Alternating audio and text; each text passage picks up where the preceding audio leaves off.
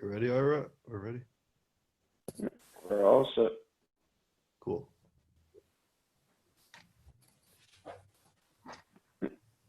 Okay, we can begin? Yep, you can go ahead. Okay, so welcome everybody to the ISGAP webinars. I see people are joining us. I'm going to wait 30 seconds because I see the numbers are changing.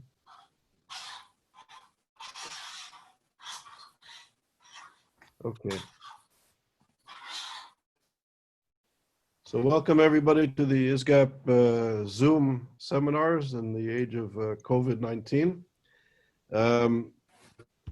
It's a privilege today to welcome Giuseppe Cecere. I'm not pronouncing his name in the Italian way, Cecere. Giuseppe is a friend of ISGAP and he attended our summer institute a few years ago. And we had the privilege of meeting him and getting to know him and his important work. Today he's going to speak to us. The title of his lecture is Muslim Mystics and Contemporary Antisemitism, Reconsidering Sufi Heritage, which is a very important subject.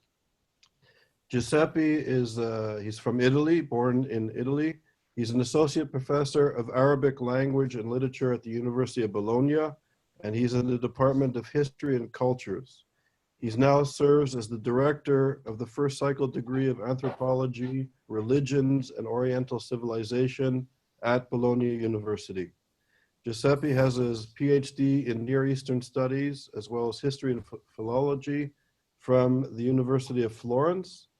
He was a researcher in Arabic and Islamic studies at the Institut Français d'Archéologie Orientale in Cairo. He lived in Cairo for 5 or 6 years.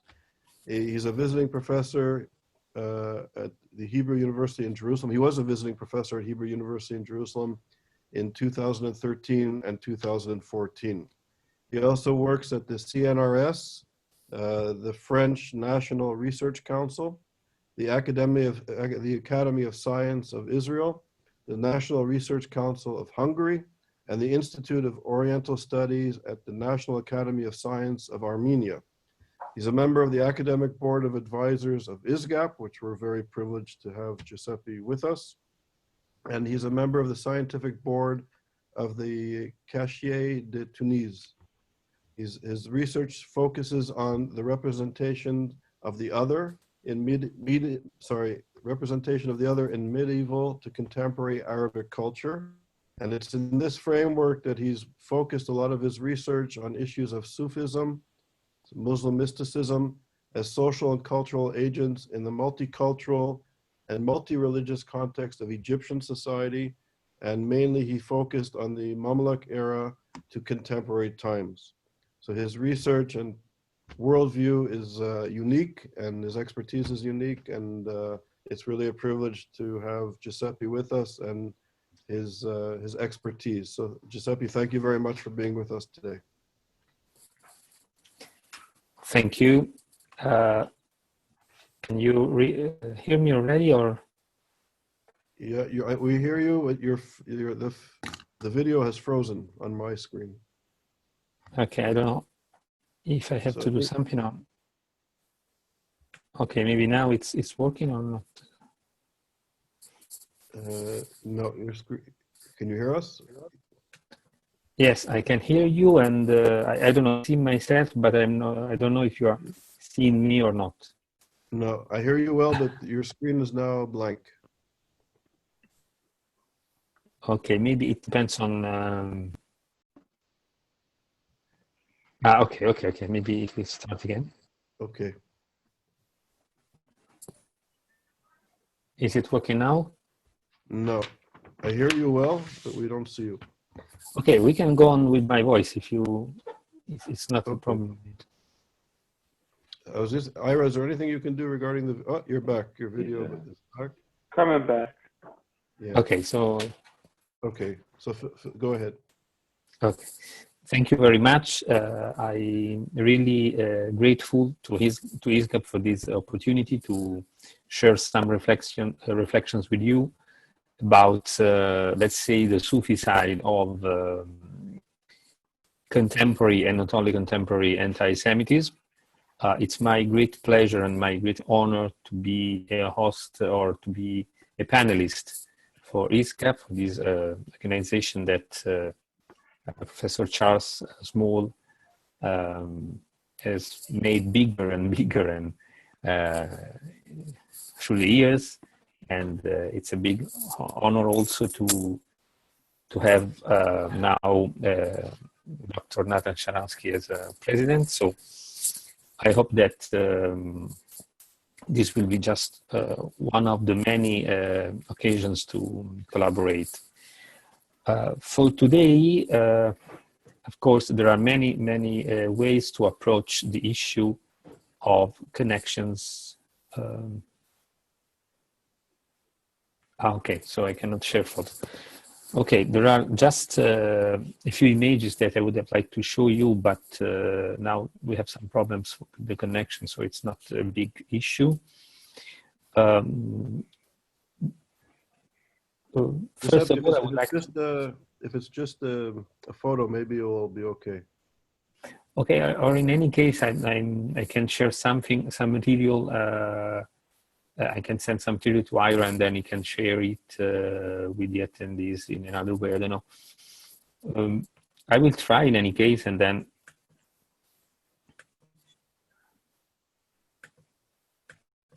I'm going to really start. So this is.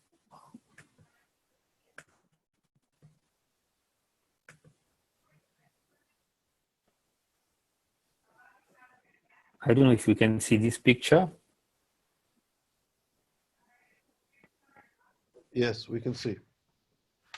Okay, so as there are many ways to approach this issue of Sufis, that is Muslim mystics, and attitudes toward Jews in the Muslim world today, I tried to focus on contemporary Egypt, first of all. And I would like to start from this picture, because this man in the picture is an important representative of Muslim mystics in Egypt today. His name is Ala ad-Din Abul Azaim, sorry, and he is the sheikh, the master of a well-known Sufi brotherhood, Tariqa. This tariqa is called Azamiya, and it was founded by his grandfather, Muhammad Mahdi Abul Azaim, in the early 20th century. Actually, it was officially recognized in 1934, but the activity of Mahdi Abul Azaim as a Sufi sheikh started much earlier, and he was involved in opposition to the Balfour Declaration in 1917, opposition to the British government for many years in Egypt, and also in the revolution of 1919. And so he is a personality who was part and parcel of social and political history of Egypt in 20th century, and he had a strong anti-Zionist and anti-Jewish stance, and these positions continued to characterize the attitudes that are expressed by his Sufi group. And now the current sheikh, who was born in 1943, is known all over Egypt and maybe even beyond Egypt as a strong enemy of Israel and as a strong supporter of Iran, even if his support to Iran is not motivated, or at least not explicitly motivated by his anti-Jewish stance, but it is rooted in a trend that can be described as a kind of Islamic ecumenism. which is called in Arabic Taqrib al-Madahib. It is approaching between different juridical schools, meaning the schools, the juridical schools of Sunnis and the juridical schools of Shia. So it's a kind of attempt to put together Sunni and Shia in order to face the challenges that Muslims have to face in our era. Why have I chosen to start from this picture? Because this picture, and in general the Tariqa Azamiyya, can, okay, I'm trying to speak, I don't know if you can, maybe the connection is too heavy. Because this man is a well-known representative of kind of a political Sufism.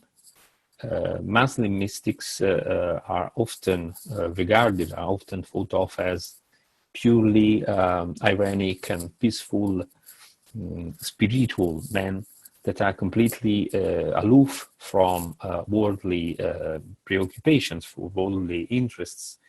But Sufism indeed has never been like this. This image of Sufism as the purely inner side of Islam has probably resulted from a kind of a misunderstanding. Of course, the situation is more complex. We are talking about centuries of history, but just to make it very short and to say it in a nutshell, probably Western scholars from the end of the 18th century or for the early 19th century were in search for some elements in Islam which could be more open to dialogue and more liable to cooperation with the Western culture, and especially with Christian culture, because some of the first scholars, such as Toluk, the German Protestant scholar, were Christian, and this continued, for instance, with Louis Massignon and so on. And so they looked at some elements in Sufi history and some groups of Sufis that are actually that can be described actually as quietist, as if they were the whole Sufism, representative of Sufism as a whole, and as if they were the real Islam, opposed to a legalist and violent Islam that was considered to be something that had to be overcome. So this image of Sufis as always peaceful and has been perpetuated in papers and in books and in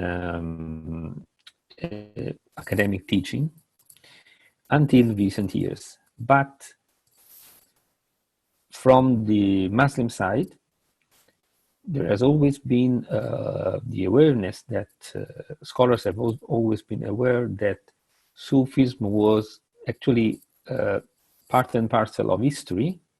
Sufis were engaged in jihad in some periods of history, and the first Sufis were actually ascetic warriors, much more than monks, as we can imagine. So one point is that Sufism has always been part and parcel of political and social history.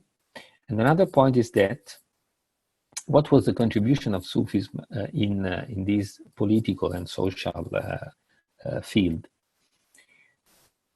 If we consider the situation now, we can see that many Sufi groups are supportive of especially in Egypt, do support interpretations of Islam that are open to dialogue and cooperation, at least to a certain extent, with other religious groups and with some trends in modern culture. There are other groups, such as the Azamiya, which do exhibit a stricter attitude, but what is important is that all of them do share some values and some attitudes that are deeply rooted in Islamic history and also in the history of Islamic Sufism. So if one should think that the Tariqa Azamiya is an exception inside Sufi history, and if one should think that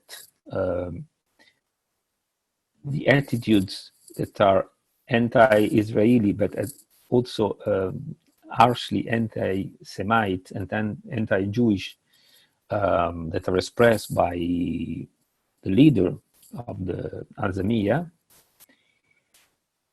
one would be completely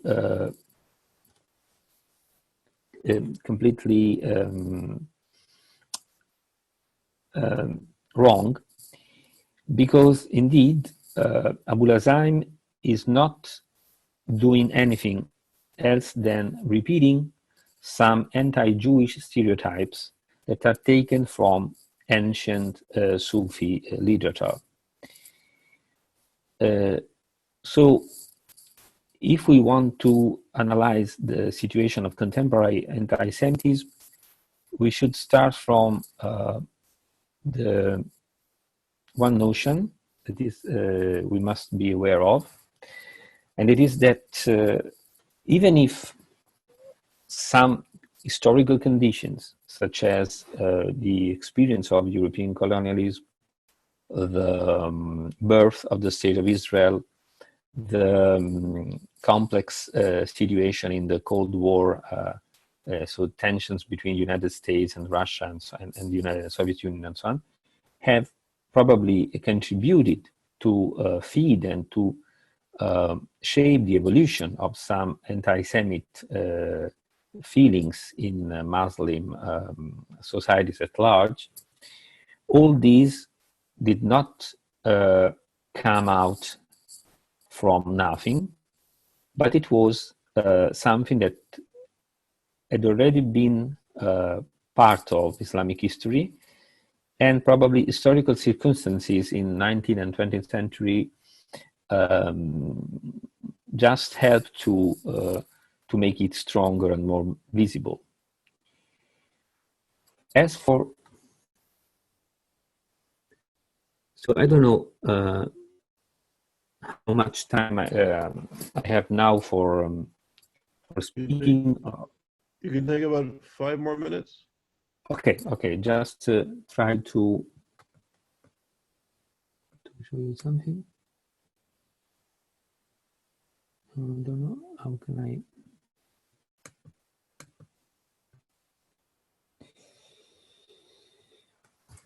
Okay, so first of all, if we want to get a historical sketch of the evolution of these anti-Jewish attitudes in Sufism, we have to go back to the very beginning of Islamic history, and we have to look at tensions between the Prophet of Islam, Prophet Muhammad, and the Jews in Medina that were based on the fact that Muhammad was probably deceived by the attitude of the Jews in Medina, who did not recognize him as a prophet of the Banu Israel, of the house of Israel, because he considered to be one prophet more in that line. And this probably was the reason why the first Muslims changed their attitude from an attempt to convert and to rely, to join Jews to them, to hostility, an hostility which became stronger and stronger, and which brought to expulsion and then also to the extermination of one of the Jewish tribes who were in Medina. And this was the beginning, let's say, of tensions that never came to an end. But this was also the beginning of the production of some social representations of Jews as unloyal and unreliable. These stereotypes have been reinforced by some authors all over the centuries. And if we go through this literature that was widespread, we find many Sufi authors among the supporters of this view, according to which Jews and Christians are not cannot be trusted actually, and they do act as fifth column inside the Muslim societies and inside the Muslim institutional and social fabric, just looking or waiting for the good occasion to undermine and to subvert the situation. During the Middle Ages, on the one hand, especially in Egypt, most of the Sufis focused on most of their polemics against Christians, especially Coptic Christians, who were a large part of the population, and for some centuries they remained the majority of the population after the Islamic conquest. As you know, Islamic conquest of Egypt happened in 7th century of Common Era, and probably Muslims became the majority of the population in 12th or 13th or 14th century Common Era. So there was a strong competition, and also Christians were seen as possible potential spies or supporters of enemy states, which was not the case for Jews, because Jews didn't have a state which could support them more or less secretly. But in any case, Jews were accused of plotting against Muslims, and whenever there was a Jew who was in a high position, for instance, in the administration of the state, in the financial administration, or in some other social positions, this was considered dangerous by some religious leaders, and they tried to have these people, either Jews or Christians, dismissed. Also, this stereotype of unloyalty that is attributed to Jews goes back actually to the Hadith, because there was one of the episodes in the stories that are traditions that are related, about the life and deeds of Prophet Muhammad, in which Prophet Muhammad has kind of theological competition with a highly reputed rabbi in Medina, and he asks him, if you find that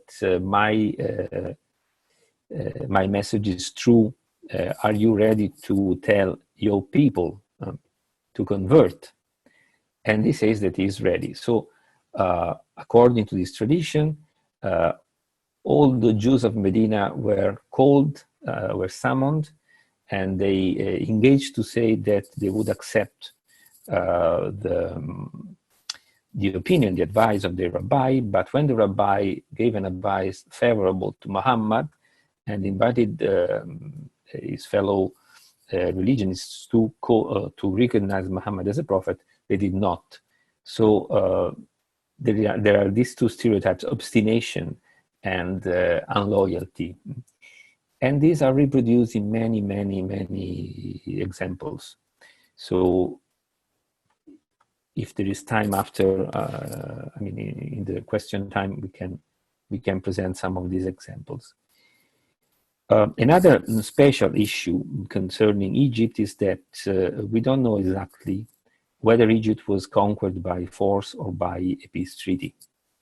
Of course, there is always a force in the beginning, but according to, this is an important point, why? Because according to Islamic law, Islamic legal tradition, Sharia,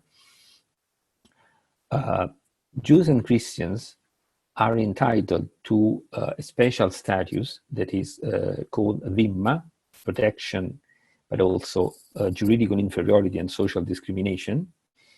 But in exchange for this political submission, social discrimination, and legal inferiority, Christians and Jews are allowed to keep their lives, their good, their activities, their religion within the framework of an Islamic political organization, an Islamic state. Yet, this opportunity is given also to Jews and Christians who live in a country that is conquered by a peace treaty, that submits somehow, that surrenders to Islam. If a country is conquered by force, from the viewpoint of Islamic legal tradition, the lives and goods of non-Muslims are the property, the booty of Muslims. So they are entitled to decide upon them at their convenience. This is an important point because in Egypt, there were traditions according to which the country had been conquered peacefully, meaning by negotiation. And so the status of dhimmi had been recognized to all Jews and Christians. But apparently from the 10th century onwards, some historians and some religious thinkers started to put this notion into question, and especially in late 13th and the whole of the 14th century, we find that there are debates, because if one could demonstrate that Egypt was conquered by force, all the protections to Christians and Jews recognized by the Islamic law could be abolished. And so all the situation would dramatically change and would become much worse. Another point, and I'm going to stop after that and to take the first questions if you like, is that even if a country has been conquered by a treaty, a peace treaty, and not by violence, in order for the dhimma to be kept, Jews and Christians should act in accordance with the prescriptions of the dhimma, and especially they should not have attitudes that could be seen as arrogant and that could be seen as subverting the allegedly divine religious order, meaning that they have to be under the Muslims, not in a higher position. And this is another element which is behind many attacks on Christians and Jews that take place in the Middle Ages in Egypt, and that are often led by Sufi mystic leaders, often in opposition to the authorities, the political authorities, which have a much more pragmatic attitude and who don't want, of course, to have a civil war running in the country. So usually political authorities do protect Christians and Jews from these kind of attacks from the populace that are often fueled by Sufi religious leaders. So, in the end, what I would like to suggest is that we have to get rid of this image of Sufism as a purely peaceful and necessarily open-minded space in Islam. There are Muslim thinkers that were much open and were not Sufi, and there were Sufis who were often not open at all. And then you can find even Sufis in the Middle Ages who were open to dialogue, who were respectful towards Jews and Christians, but none of them did never try to subvert the legal framework. So Jews and Christians should be respected, and you can even befriend them, but without forgetting that they are legally inferior, and that in the end, the good option for them, for their soul and for their material life, should be to convert to Islam and to get open to the true faith. Thank you. Sorry, it was very quick, but I hope that it was useful. Thank you, Giuseppe. Thank you very much for your lecture and your insights into this very important and interesting issue. So we have a bunch of questions which people are sending in. For those who are listening, you're very welcome to submit questions, not submission, but submit questions, and I will convey them to Giuseppe. And I have two quick questions. You were speaking about anti-Semitism during the time of Medina when the Jewish tribe was in confrontation with Muhammad, and you were speaking about the Hadith and anti-Semitism. And I wanted to ask you two quick questions. Bassam Tibi writes that anti-Semitism is a European phenomenon, and that before anti-Semitism was exported to the Middle East through the church and through colonialism, that there was discrimination against Jewish people, but not anti-Semitism. So do you think there's a history of anti-Semitism in the Middle East or in Islamic lands, or is it discrimination? And then the second question is there a way for, is there an Islamic way to accept the self-determination of Jewish people on the land of Israel? Because these are people that are not engaged in submission. They don't want to be dhimmi. And they want self-determination on what is perceived or as being or was a part of Islamic land. So is there an Islamic model that could be used to accept the self-determination of the Jewish people? Okay. Thank you very much for these questions. For the first point, of course, first of all, I'm sorry because I did not make any clarification in the beginning about the technical use of terms. So, of course, there is a difference and there is a debate on the use of anti-Semitism, anti-Judaism, anti-Zionism, and so on. From a general viewpoint, the observation, the theory expounded by Bassam Tibi can be considered, can be shared, can be supported to a certain extent, in that the general framework that Sharia provides for relationships between Muslims and Jews is that of dhimma, which is a kind of discrimination, but it's not intended to,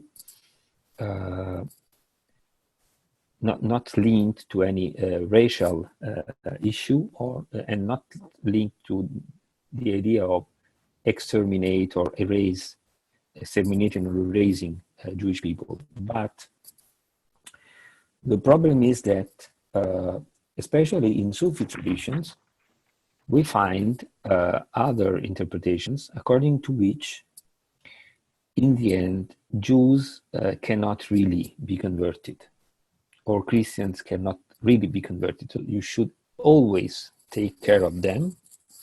And also there is a hadith, which goes back to the Prophet, according to the tradition, in which the final victory of good over evil will pass through a battle in which Jesus, the Muslim Jesus, will come back and fight with Muslims against the, let's say, anti-Christ, or who will be supported by Jews. And the battle will not be finished until the last Jew will be killed. And even a tree, if a Jew is hidden behind the tree, will call up Muslims and say, "Oh, Muslims, there is a Jew behind me, come and kill him." So there is material, there is enough material to speak about an anti-Judaism, if not anti-Semitism, because Arabs are Semites. So as you know, Anwar Sadat used to say, "I cannot be an anti-Semite because I'm Arab." But behind jokes and beyond jokes, there is a problem. There is a problem of violence that is not only the product of European anti-Semitism, which of course could have had much impact, especially some trends in neo-romantic thought, for instance, the idea that there is a connection between a certain landscape and a certain culture and so on. These can have helped some Islamist trends to structure themselves, but it is another issue. As for the second point, is there an Islamic view to accept the self-determination of the Jewish people in the land of Israel? The issue is very sensitive, and I hope so, meaning that there are some thinkers that from the beginning of the 20th century that tried to separate political thought for Muslims from the traditions of the Sharia. And even in Israel today, there are some thinkers, some Muslim thinkers, who can accept to live in a state in which the Jewish people are in a higher position than the position of dhimmi that would be normally, so in a secular state, let's say. So there is an openness towards secularism, and there is also, for instance, I met with Sufi groups, in this case, very peaceful Sufi groups, which consider themselves as Israeli Sufis, and they are Muslims. So there is a possibility, but until now, even Al-Azhar, that is often regarded as a very moderate and balanced instance among Islamic institutions, has never come to the point that we can accept Israel as such. The peace treaty was accepted as under the category of sulh, or a truce with an enemy, and the war could be restarted in any moment. So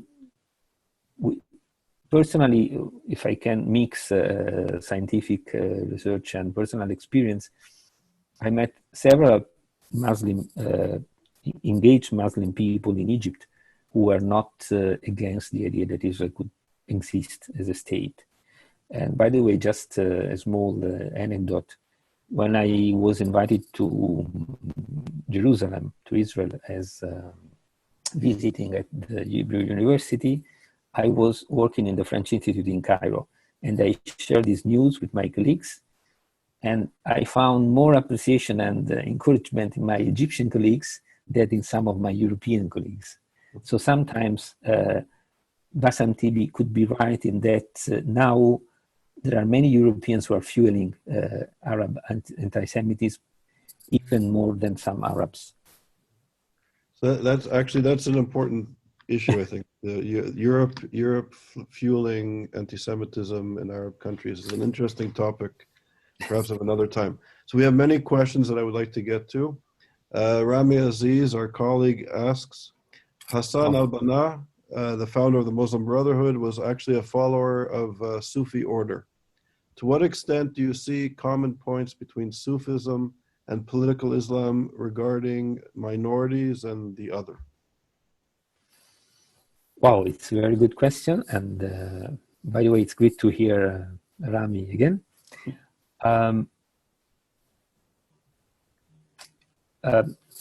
It's not easy to give one answer because Sufism is a very varied reality and a multifaceted reality. So in general, we can say that from a theoretical viewpoint, we can divide Sufi groups nowadays in two great areas. There are Sufis who are more or less supporting the idea that the Sharia should be the constitution, which is the idea of the Muslim brother. And in that case, they are still supporting the idea of Dhimma. But I do think that is a small minority in Egypt today, at least in Egypt. For the other, they have been looking at the so-called Constitution of Medina, which was a pact, an agreement made according to the tradition by Muhammad with the different groups who were in Medina when he made the Hijrah. And there were Jews, Christians, and Muslims, and let's say pagan or polytheists. And all of them recognized the political authority of Muhammad, but there was no Dhimma, not yet, actually. So, for instance, when after the so-called Tahrir revolution in 2011, there was a huge debate in Egypt on which kind of state we should build for the modern Egypt. And as you know, in Egypt, we have this problem of the Article 2 of the Constitution, according to which Islamic law, Sharia al-Islamiyya, is the main reference for for legislation in Egypt. And Muslim brothers wanted to make it even stronger. Some secularists wanted to get rid of this provision. In the end, it was maintained as it was, but there was a huge debate on what we need in Egypt: secular state, Islamic state, and civil state. The so-called civil state or civilian state, Dawla al-Madaniyya, is kind of a multi-meaning word. In that it can be used to support very different views of the relationship between religion and state. For instance, Muhammad Mursi and all the Muslim brothers were calling for the Dawla Madaniyya, which was in any case something grounded on the Sharia Islamiyya. For other, the Dawla Madaniyya is something similar to a secular state, but a system in which other religions are free, but Islam has, in any case, a position of priority.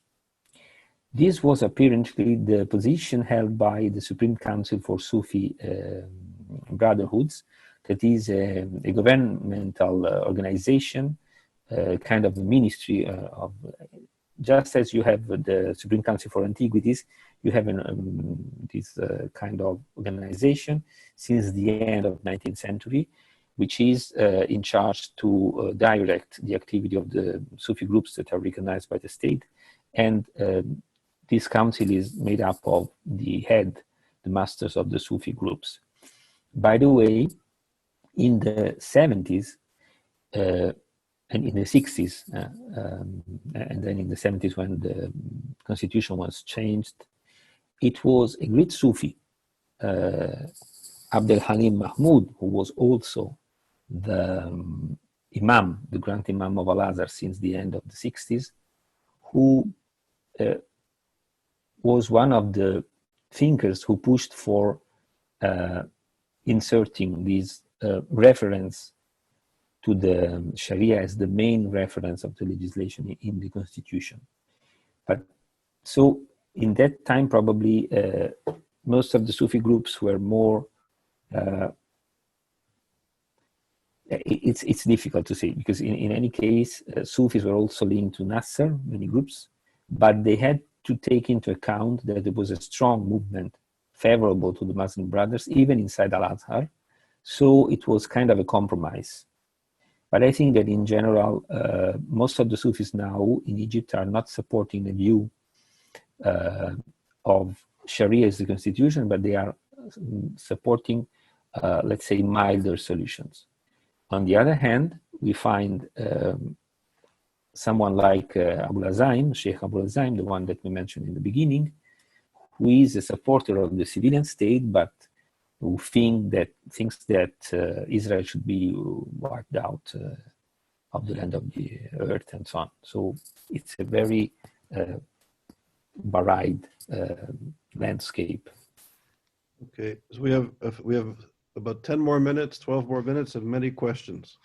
So Melinda, sorry, okay, Melinda. Good. So Melinda asks, is there a difference among the various Sufi movements in the Muslim world? For example, do the Mevlevis of Turkey have a different view of Judaism and Jewish people and Israel compared to Sufis in Egypt?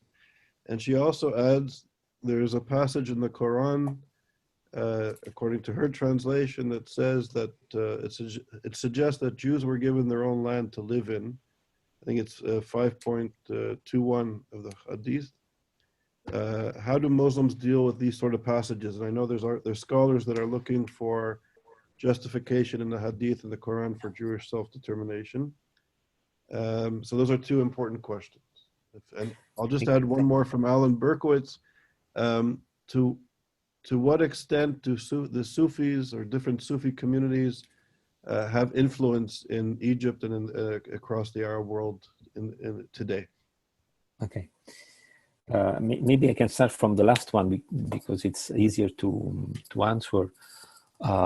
It depends on the countries, but in Northern Africa and in the Middle East, Sufis are largely influential. As for Egypt, we can estimate that 15% or 20% even of the Muslim population, which is the large majority, like 90% of the population, are part of Sufi groups or are linked because their father, their grandfather, and so on are part of a Sufi group.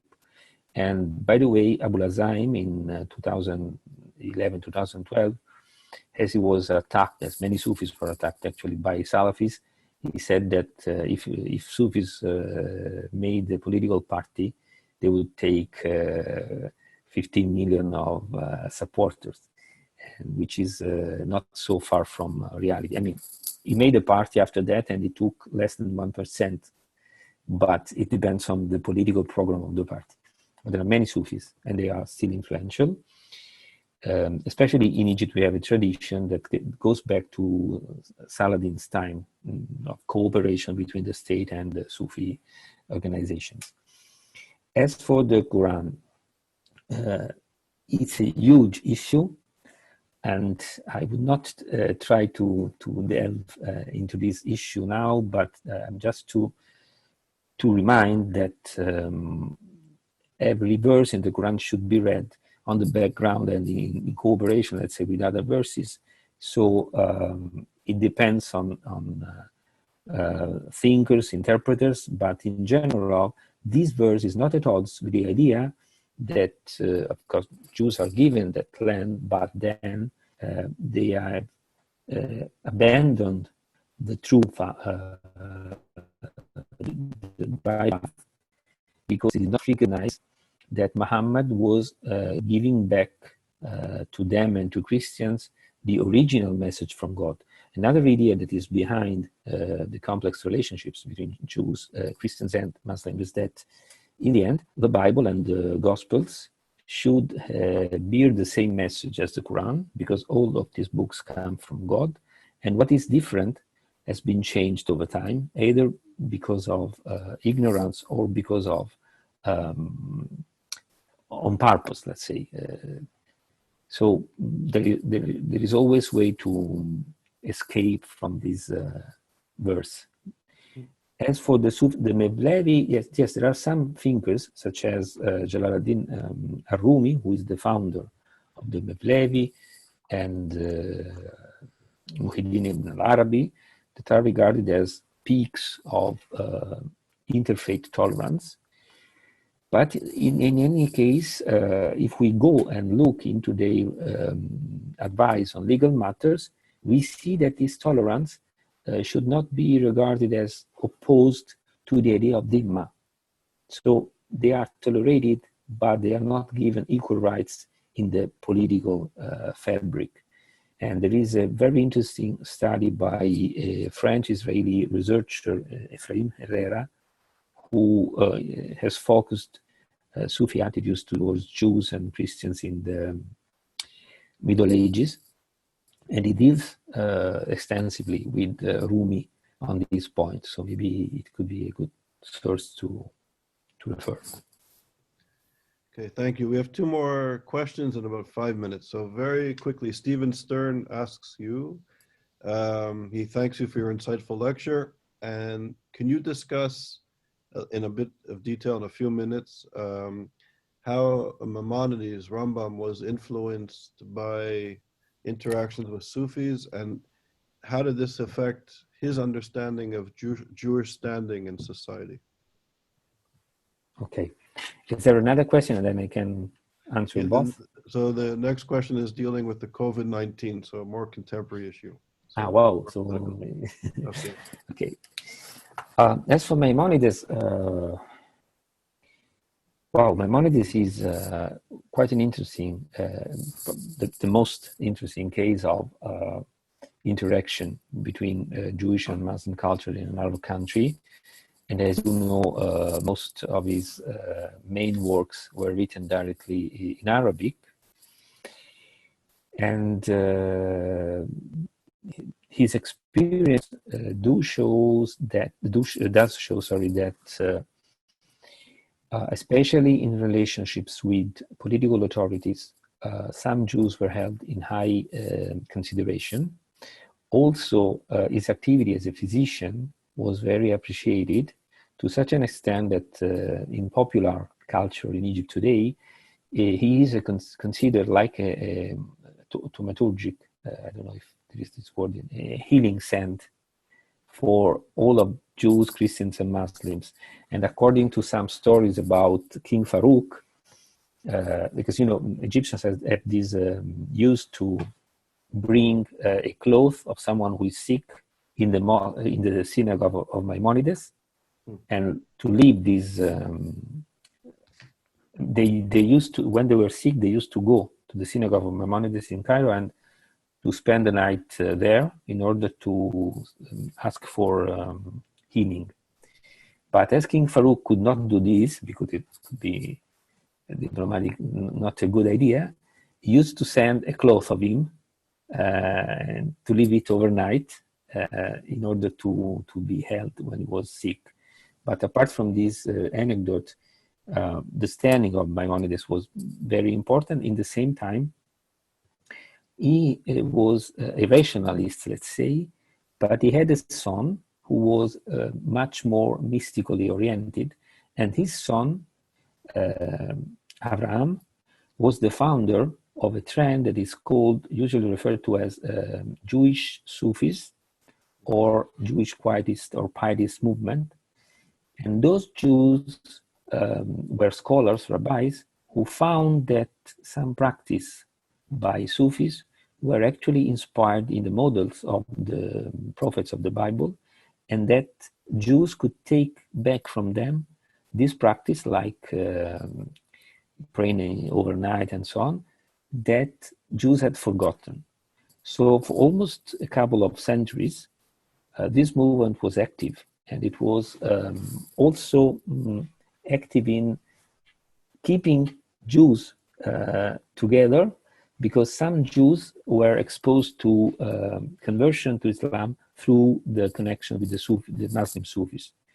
By the way, today in Israel, from the 70s, there is a group, the group of the Israeli Sufis. It was founded in the wake of these Jewish Sufis, because there are rabbis and Muslim sheikhs that are cooperating, sharing some moments of meditation or practice, but they are not sharing, of course, the theological issues.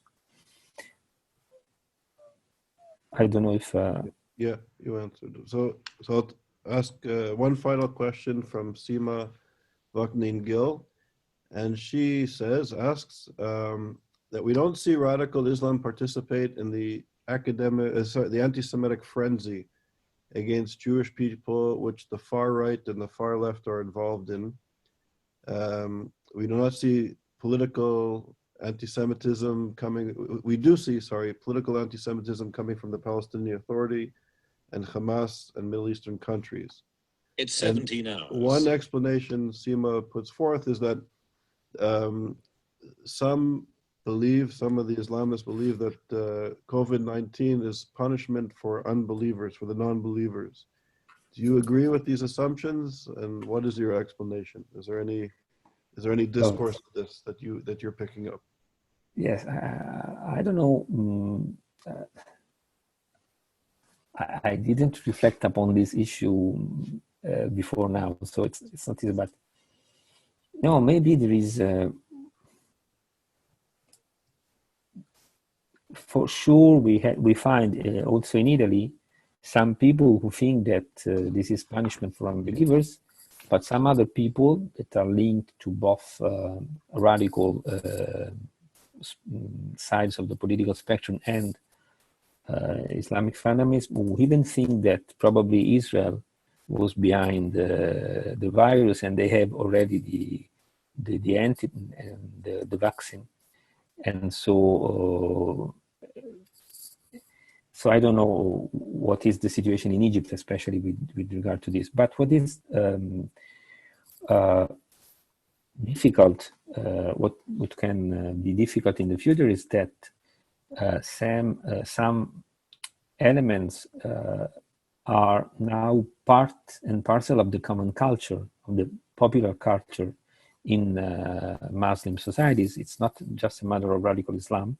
For instance, you have seen, I guess, a couple of days ago, the polemics about these Musalsala, the Ramadan movies, that is called An-Nihaya, the end, and in which into 2120 there will be no more Israel, and the students are told that there was a great war and Jerusalem was given back to the Arabs. So these ideas are always there, and we don't know which conditions can foster, let's say, rehabilitate these ideas, and which condition can weaken this idea. But in the end, there is only one hope for cooperation in the Middle East, is that religious thought can be renewed, and that a way to Islamic pluralism be really undertaken, that we can have what Charles was mentioning a few minutes ago, an Islamic way to accept that Islam should not be necessarily the ruling religion in a society. Okay, Giuseppe, so thank you.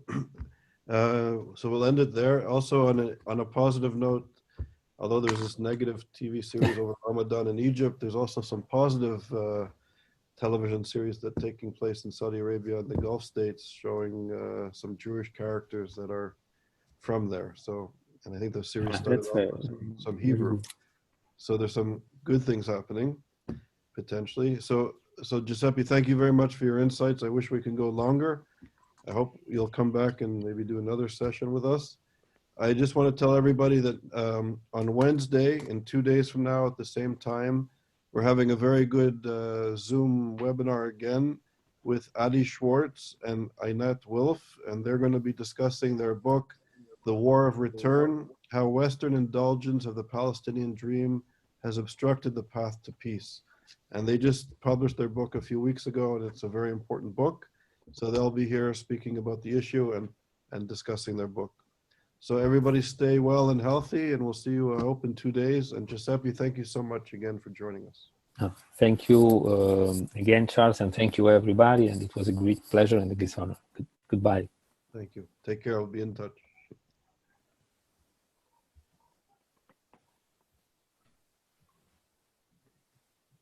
Thank you, Ira. Goodbye. Thank you, Ira.